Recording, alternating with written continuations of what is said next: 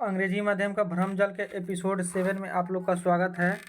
आज हम पढ़ने वाले हैं कि अपनी मातृभाषा छोड़कर अंग्रेजी में पढ़ाई करने के कारण विद्यार्थी हर साल कितने मृत्यु को प्राप्त होते हैं। पहले हिंदी मीडियम में या और भी कोई मातृभाषा में पढ़ते हैं तो विद्यार्थी बहुत तेज रहते हैं। बाकी जैसे ही मेडिकल में, लॉ में, MBA करने वगैरह जो भी जाते हैं कोर्स करने, तो अंग्रेजी के कारण उस पर बहुत दबाव पड़ता है और पढ़ाई ही बहुत मुश्किल से कर पाता है, बहुत ही कठिनाई होता है। तो उस कारण से बच्चा अपना अच्छा एफिशिएंसी नहीं दे पाता है, परफॉर्मेंस नहीं कर पाता है। उस कारण से वो अपनी मातृभाषा से दूर होने के कारण वो अच्छा से कोर्स नहीं कर पाता है, जिस कारण वो आत्महत्या कर लेता है। तो आत्महत्या को विवश करती अंग्रेजी माध्यम व्यवस्था। यह मान्यता भी बनाई गई है कि अंग्रेजी माध्यम ही गरीबों और दलितों के उत्थान का रास्ता है। इसे शेरनी के दूध की तरह भी बताया गया है। जहां न्यूपा के कुलपति प्रो आर गोविंदम और दिल्ली स्थित डॉक्टर भीमराव अम्बेडकर यूनिवर्सिटी के कुलपति प्रो श्याम बी मेनन अक्सर अपना उदाहरण भी देते रहते हैं कि किस तरह से उन्होंने अपने प्रारंभिक शिक्षा क्रम से तेलुगु और मलयालम माध्यम से लेकर धीरे धीरे अंग्रेजी माध्यम से उच्च शिक्षा हेतु अपने आप को तैयार किया। श्याम बी मेनन की माने तो उन्होंने पहले अपनी क्षेत्रीय भाषा मलयालम में ही पढ़ना लिखना सीखा था। अंग्रेजी तो तीसरी कक्षा के बाद ही सीखनी प्रारंभ की और उच्च माध्यमिक कक्षा तक आते आते अंग्रेजी साहित्य की क्लासिकल श्रेष्ठ माने जाने वाले रचनाओं का अध्ययन करने लगे थे। आर गोविंदम भी अपना उदाहरण देते हुए कहते हैं कि उन्होंने पहले अपनी प्राथमिक क्षेत्रीय भाषा पर पकड़ हासिल की, तत्पश्चात उनके लिए अंग्रेजी सीखना सहज हो गया। आगे अपनी मातृभाषा पर पकड़ हासिल करने के बाद वो अंग्रेजी सीखना उनको सहज हो गया। ये बात उनको समझना चाहिए, लेकिन वो नहीं समझते हैं, डायरेक्ट ही इंग्लिश नहीं सीखते हैं। पर ये दोनों ही शिक्षाविद इस बात का जिक्र नहीं करते कि स्कूल के बाहर के वे कौन से मध्यम वर्गीय जैक थे जिसकी वजह से वे अपने आसानी से अंग्रेजी पर पकड़ हासिल करने में सफल हो सके और परिणामस्वरूप यूनिवर्सिटी स्तर की कक्षाओं में बिना बाधा कि अंग्रेजी के प्रयोग में सफल रहे। साथ ही वे इस बात का जिक्र नहीं करते हैं कि उनके साथ पढ़ने वाले उनके कितने साथी सिर्फ और सिर्फ अंग्रेजी न सीख पाने की वजह से उच्च शिक्षा से वंचित रह गए। हालांकि हमारी केस स्टडी के दौरान ऐसे अनेक केस आए जिसमें लोग सिर्फ एक अंग्रेजी माध्यम से की आने की वजह से यूनिवर्सिटी की चौखट से धकिया दिए गए। हम इस अध्याय में उन केसों के अलावा कुछ अखबारों की सुर्खियों में छाने वाले घटनाओं का जिक्र करेंगे। कुछ ऐसे केस जिसमें उच्च शिक्षा के मंदिरों में होनहार विद्यार्थियों ने सिर्फ अंग्रेजी माध्यम के दबाव में आत्महत्या कर ली। अंग्रेजी माध्यम का यह दबाव पढ़ाई से ज़्यादा अंग्रेजी माध्यम व्यवस्था का था। किसी भी व्यवस्था का अपने आप को बनाए रखने का अपना एक गुण होता है और औपनिवेशिक काल में स्थापित इस व्यवस्था में जैसे ही कोई ऐसा व्यक्ति दाखिल होता है जो व्यवस्था के मूल्यों के अनुरूप न हो तो व्यवस्था उसे धकियाने लगती है। आइए अखबार की सुर्खियों में छाए कुछ ऐसे केसों पर नजर डालते हैं कि किस प्रकार अंग्रेजी माध्यम व्यवस्था ने अंग्रेजी मैया को प्रसन्न करने हेतु ग्रामीण क्षेत्रीय व कस्बाई पृष्ठभूमि के विद्यार्थियों की बलि दी। बलि की वेदी पर चढ़ने वाले में हर जाति मजहब क्षेत्र के निम्न मध्यम वर्ग की पृष्ठभूमि से संबंधित है। अंग्रेजी शिक्षा में पढ़ाई करने के कारण चाहे किसी भी धर्म, जाति, संप्रदाय का हो, उसको कष्ट सहन करना पर आत्महत्या करने पर ही रहा है। मगर ज़्यादातर गरीब को ही दिक्कत होता है। वो अमीर लोग तो शुरू से ही अंग्रेजी पढ़ते हैं, जिसके कारण उसको अंग्रेजी में कंफर्टेबल हो जाता है, वो कोर्स अच्छा से कर पाता है। आइए अखबारों में छप चुकी कुछ घटनाओं पर नजर डालें। ये भी जो घटना है ये सब गरीब वगैरह का ही है। दलित व आदिवासी विद्यार्थियों की मौत में भेदभाव की कहानी। योग्यता महत्वपूर्ण है। छात्रों को डॉक्टर, इंजीनियर, वैज्ञानिक बनने के लिए किसी भी शैक्षिक संस्थान में शामिल होने से पहले भीष्म प्रवेश परीक्षाओं के माध्यम से जाना पड़ता है। अनिल मीना कृषकों के एक आदिवासी परिवार का लड़का है। उसने दिल्ली से राजस्थान के 12 जिले में अपने गांव से 500 किलोमीटर से अधिक की दूरी तय की। अखिल भारतीय आयुर्विज्ञान संस्थान देश के प्रतिष्ठित शिक्षण संस्थाओं में से एक में डॉक्टर बनने के लिए सबसे मुश्किल मेडिकल प्रवेश परीक्षाओं में योग्यता साबित की। एम्स का बात हो रहा है। एम्स का एग्ज़ाम निकालना बहुत ही टफ है और वो निकाल भी लिया। बाकी वहाँ पर जाने के बाद वहाँ पर पढ़ाई इंग्लिश माध्यम होने से वो गिल्टी महसूस होने लगता है। मैं भी एक इंजीनियर हूँ और हम भी बहुत कठिनाई से इंजीनियरिंग कर पाए हैं। अंग्रेजी में पढ़ने के कारण बहुत ही दिक्कत का सामना करना पड़ता है। हालांकि इस प्रतिष्ठित संस्था में अपने प्रवास के 2 साल के भीतर 3 मार्च 2012 को उसने खुद को फांसी लगा ली। एम्स प्रशासन के अनुसार वह उदास था, कारण अंग्रेजी भाषा में कौशल की कमी। संयुक्त कठोर शैक्षणिक वातावरण का सामना करने पर उसकी अक्षमता मनोरोग समस्याओं में विकसित हो गई। अनिल 22 साल का था।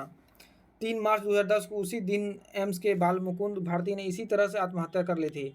वह भी एक दलित छात्र है, लेकिन यह संयोग तारीख के साथ समाप्त नहीं होता। वह एक तीसरे क्लास के कर्मचारी का बेटा था। गांव गुंडेसनर टीकमगढ़ जिले बुंदेलखंड मध्य प्रदेश के देश के सबसे पिछड़े क्षेत्रों में से एक। बाल मुकुंद भी नवोदय विद्यालय से एक स्कूल टॉपर था और अकादमिक उत्कृष्टता के कई प्रमाण पत्र से अपनी योग्यता साबित करने के बाद अखिल भारतीय आयुर्विज्ञान संस्थान में उसे दाखिला मिला। कहा जा रहा है कि वह भी उदास था और अकादमिक प्रदर्शन का सामना करने की अपनी असमर्थता के कारणवश उसने अपने छात्रावास के कमरे में फांसी लगाकर आत्महत्या कर ली। बाल मुकुंद की उम्र 25 साल थी और वह डॉक्टर बनने से केवल 2 महीने दूर था। एम्स एक अकेली संस्था नहीं है, लगभग सभी प्रमुख शैक्षिक संस्था इसमें शामिल है, जिनकी एक लंबी सूची है। विभिन्न आईआईटी, भारतीय साइंस, आईआईएससी बेंगलोर जो इंडिया के टॉप इंस्टीट्यूट है, बंगलौर के संस्थान, हैदराबाद के विश्वविद्यालय और कई अन्य जहां अधिक प्रतिभाशाली दलित और आदिवासी छात्रों, स्कूल और कॉलेज में अव्वल रहने वाले छात्र ने अपनी आशाओं को छोड़ आत्महत्या करना चुना। कहा जाता है कि इन छात्राओं को कम योग्यता के साथ आरक्षण के माध्यम से प्रवेश मिल गया और इन प्रमुख शैक्षिक संस्थाओं की शैक्षिक उम्मीदवारों को पूर्ण करने में असमर्थ होने पर इन्होंने अपनी जान दे दी है। लेकिन इस योग्यता के प्रदर्शन में ग्रामीण शहरी विभाजन, सामाजिक पृष्ठभूमि, परिवार, स्कूल में शिक्षा का माध्यम जैसे विभिन्न अन्य कारण भी एक प्रमुख भूमिका निभाते हैं। अब देखते हैं दूसरा। राजेंद्र और अनिल के संघर्ष से सब अच्छी तरह परिचित थे। दोनों सरकारी स्कूलों से आए थे जहां हिंदी में सिखाया जाता था। एम्स में कक्षा केवल अंग्रेजी में थी और वे मुश्किल से ही व्याख्यान समझ पाते थे। यह एक अलग दुनिया है। राजेंद्र मुझे बताता था, हम हिंदी में अव्वल रहने वाले छात्र थे, अब हम विफलताएं झेल रहे हैं। कितना दुख की बात है। अंग्रेजी के साथ संघर्ष कर एम्स छात्रों की एक दूसरे की सहायता के साथ पाठ्य पुस्तक को समझते और शब्द को साथ रखकर पढ़ते। कक्षा में अंग्रेजी माध्यम में व्याख्यान समझ न पाते तो कक्षा में जाने की जगह इसी तरह की पृष्ठभूमि से पढ़े छात्रों से सहायता प्राप्त करके पढ़ते हैं। अनिल ने अपनी परीक्षा के लिए तैयार करने के लिए पाठ्यक्रम सामग्री वाक्य दर वाक्य हिंदी माध्यम में अपने तरीके से अनुवाद कर अपने छात्रावास के कमरे में ही तैयारी की। अपनी कक्षा में उसकी उपस्थिति 50% से नीचे थी और परीक्षण से पहले जून 2011 में अनिल को बताया गया कि उसे परीक्षा में बैठने के लिए अनुमति नहीं दी जाएगी। यह एक दुखद आश्चर्य था। नियम नया नहीं था, लेकिन पहले शायद ही कभी लागू किया गया था। अगस्त में वह अनुपूरक परीक्षाओं में दिखाई दिया, लेकिन अपने सभी 3 विषयों में आश्चर्यजनक रूप से असफल रहा। तब से वह अपने पत्र फिर से मूल्यांकन किए जाए का अनुरोध करने के लिए वरिष्ठ संकाय सदस्यों के साथ पूरा करने के लिए कोशिश कर रहा था। कोई भी उसको सुनने के लिए तैयार नहीं लग रहा था।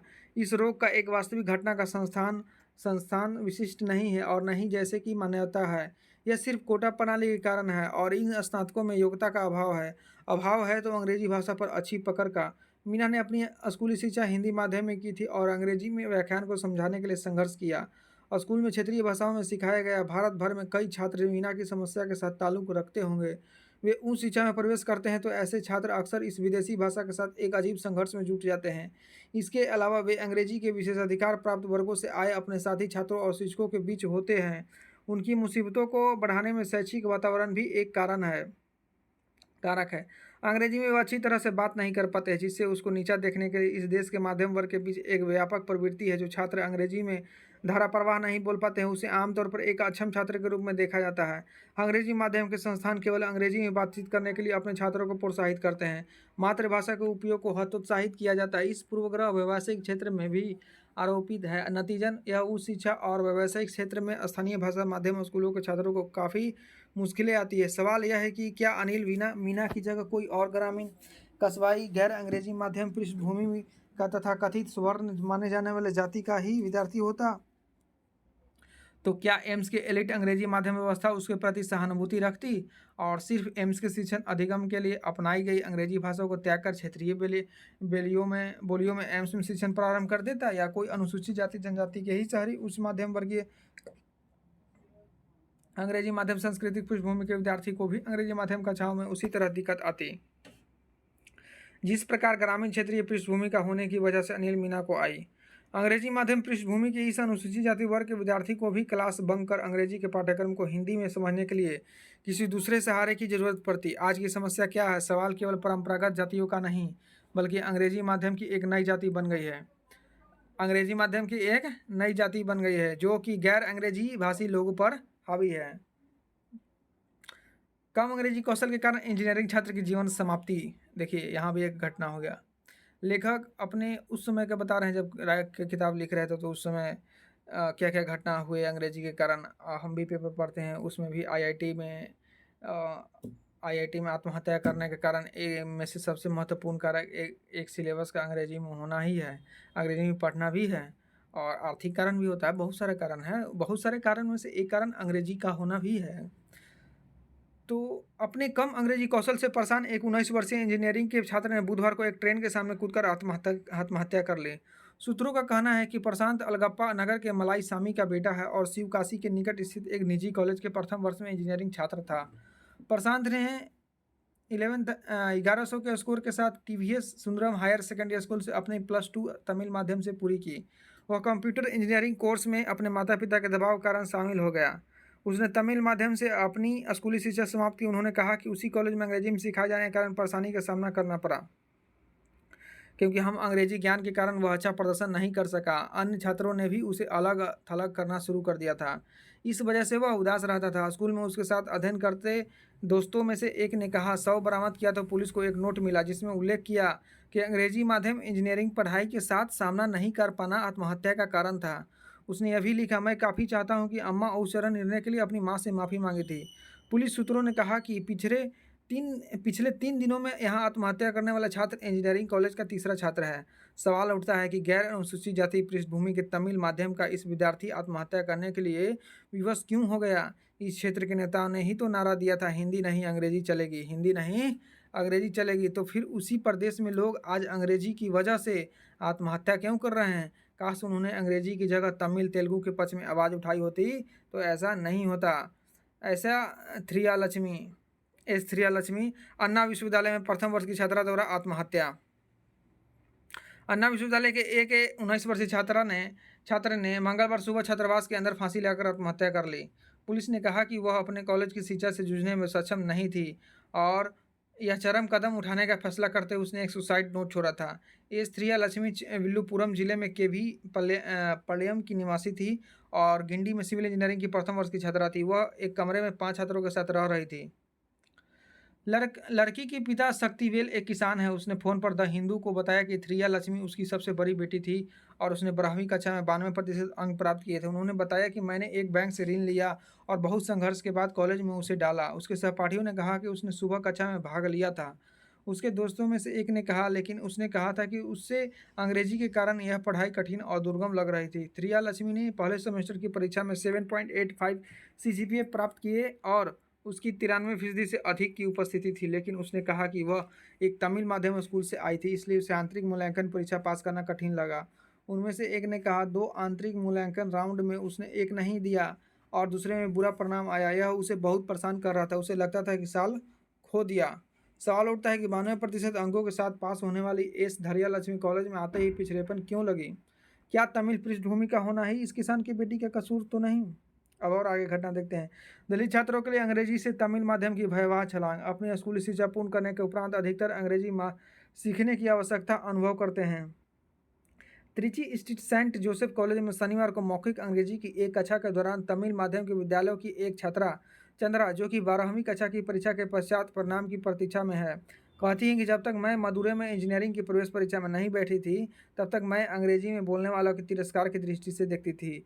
परीक्षा में सभी निर्देश अंग्रेजी भाषा में ही थे। मेरे चारों ओर बैठे विद्यार्थीगण अंग्रेजी भाषा में ही प्रश्न पूछ रहे थे। यद्यपि मेरे मन में भी कुछ शंकाएं थी, परंतु मैं उन्हें पूछने में घबराहट अनुभव कर रही थी। अपने विद्यालय में सर्वप्रमुख स्थान पर रहने वाली छात्रा चंद्रा अंग्रेजी माध्यम की बाधा के कारण परीक्षा अपनी तैयारी के अनुरूप नहीं दे पाई थी। स्कूल से कॉलेज का प्रागमन अपने आप में एक ऊंची छलांग लगाने जैसा है, परंतु एक निर्धन और दलित परिवार की चंद्रा अपने परिवार से कॉलेज जाने वाली प्रथम लड़की है। उसके लिए परिवर्तन एक भयावह स्वप्न सा है। कुमको नाम से एक और छात्र जोन का कहना है कि अधिकांश छात्र स्कूली शिक्षा समाप्त करने के बाद ही अंग्रेजी सीखने की आवश्यकता अनुभव करते हैं। स्कूल में अंग्रेजी मात्र एक विषय था। परीक्षा के पश्चात सभी कॉलेज के बारे में ही बात करते थे। मेरे एक संबंधी ने जब मुझसे यह पूछा कि मैं क्या जानता हूँ कि कॉलेज में सभी विषय अंग्रेजी में पढ़ाए जाएंगे, तो मैं भयभीत हो गया। त्रिची में सेंट जोसेफ कॉलेज में मौखिक अंग्रेजी से संबंधित एक आवासीय प्रशिक्षण कार्यक्रम में सम्मिलित विभिन्न जिलों के विद्यार्थियों ने अपनी कक्षा में परस्पर विभिन्न विषयों को एक ऐसी अजनबी भाषा अर्थात अंग्रेजी में पढ़ाने के लिए संबंध में अपनी चिंता व्यक्त की, क्योंकि वे उस भाषा को नहीं समझते थे। कुछ विद्यार्थियों ने इस बात को भी स्वीकार किया कि वे तब तक अंग्रेजी की इस संज्ञा से परिचित नहीं थे। सालेम से एक अन्य विद्यार्थी दीपा ने कहा कि स्कूल में अंग्रेजी मात्र एक विषय होने के कारण वे इतने वर्षों तक किस तरह से उत्तीर्ण कर पाए। मसूरी में एक और विद्यार्थी तिलक यह बताते हैं कि इसके लिए उसका यह सहज उपाय रहता है कि मैं वाक्य के क्रमानुसार सभी शब्दों को रट लेता, भले ही उनमें से आधे से अधिक शब्दों के अर्थों का मैं समझ नहीं पाता, परंतु इस पद्धति से एक समस्या यह है कि यदि मैं एक शब्द भी बीच में भूल जाऊं तो पूरा वाक्य गड़बड़ हो जाता है। विद्यार्थी prime medicine, engineering, commerce, biotechnology और सिविल सर्विसेज का करियर चुनते हैं।